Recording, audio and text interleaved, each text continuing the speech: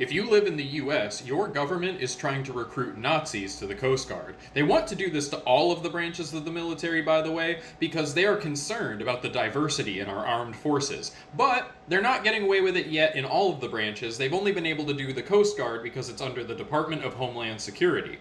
And, hindsight is 2020, but I feel like I have to point out that tons and tons and tons of pundits and content creators and commentators have all been saying that the Trump administration and his officials, like Stephen Miller, are constantly doing Nazi dog whistles and racist dog whistles.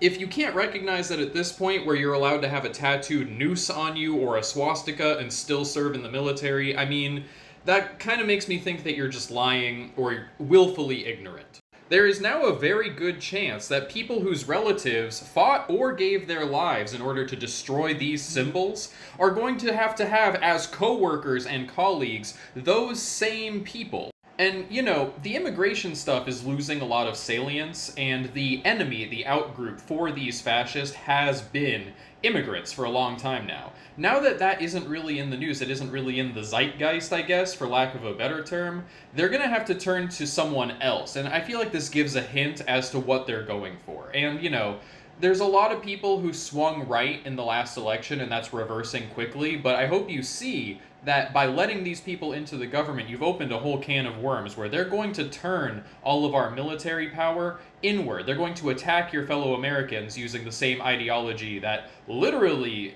millions of people fought to destroy, and it was a huge fight. Now they've openly just infiltrated part of our military.